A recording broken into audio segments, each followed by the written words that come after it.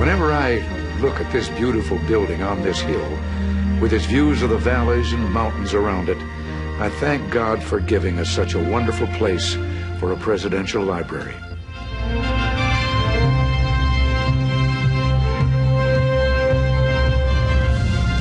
The day we dedicated it and turned it over to the archives was the day that the baby was finally born. In fact, it seemed as if it was born, grew up, and left home all on one unforgettable, glorious day.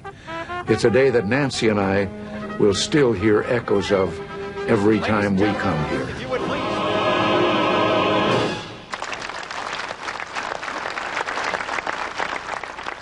Certainly we had God's blessing on the day of dedication. It was one of those brilliant, sunshiny, late fall days in Southern California. We were grateful that the former presidents took precious time from their own important pursuits to travel all this way to honor this library and what it stands for. At one time or another, I've run against most of these gentlemen, and they've run against me. But whatever our differences, it was one of the proudest moments of my life to walk forward as a member of this group.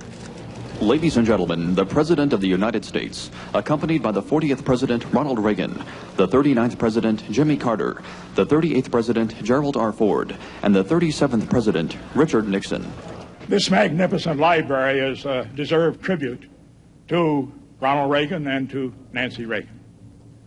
But as far as Ronald Reagan's legacy is concerned, it does not need a building to make it live for all of us. Even without a building, we always will remember that Ronald Reagan was the president who restored America's military might, the military might that made it possible for George Bush to implement his brilliant strategy for victory in the Gulf War.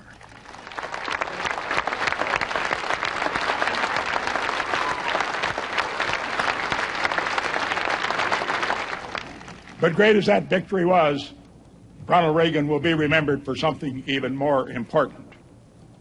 Throughout his career, he has been one who had profound beliefs, who had the courage to fight for those beliefs, and who had the eloquence to inspire his fellow Americans to support those beliefs.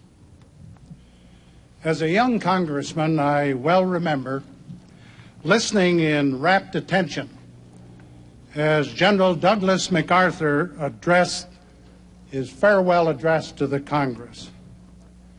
He may have been right about old soldiers, but you can be sure that old presidents never just fade away.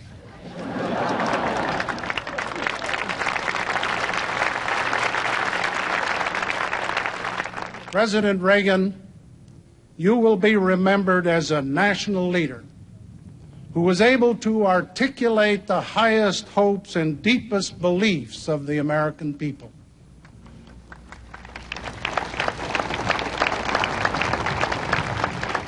You have a great gift for transforming the best instincts into the firmest articles of faith, our misty memories of the past into bright visions of a better tomorrow. People trust you and believe in you because they feel that you trust and believe in them.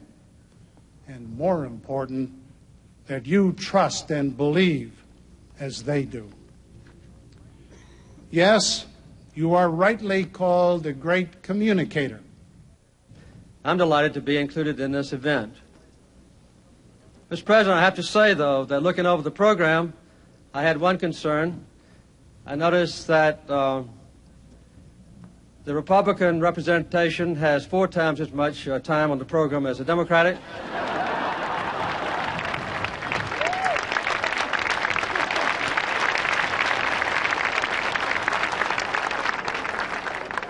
You all have another advantage over me. At least all of you have met a Democratic president. I've never had that honor yet.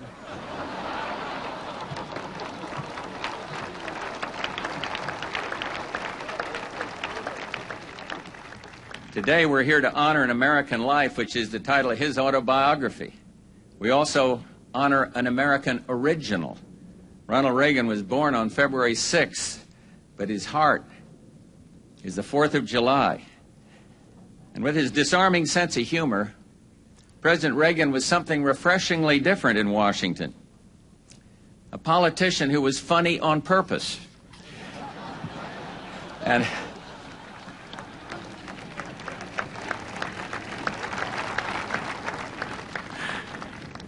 you love this country, you know America, and you have blessed America as few men ever have. And now it is my distinct privilege and honor to introduce the 40th President of the United States, Ronald Reagan.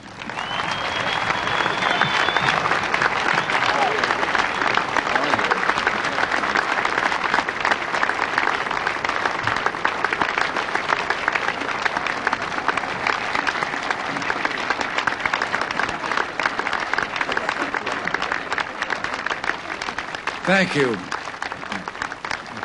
Thank you very much, Mr. President, and to all the other distinguished speakers who hold that exalted title.